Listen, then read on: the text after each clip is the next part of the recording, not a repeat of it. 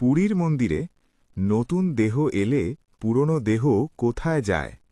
সংক্ষেপে বললে, পুরনো দেহ মাটিতে, আগুনে বা প্রকৃতিতে মিশে যায়, আর আত্মা যাত্রা করে নতুন দেহের দিকে।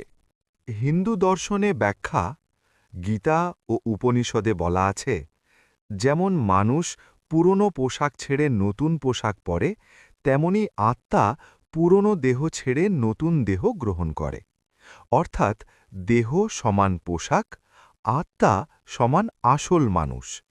মৃত্যুর সময় দেহ পড়ে থাকে, দাহ বা কবর প্রকৃতিতে মিশে যায়।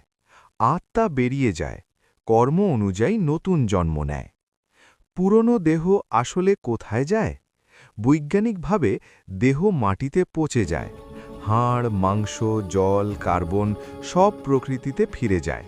সেই উপাদান থেকে গাছ, জল, বাতাস তৈরি হয়। মানে পুরনো দেহ শেষ পর্যন্ত এই পৃথিবীরই অংশ হয়ে যায়।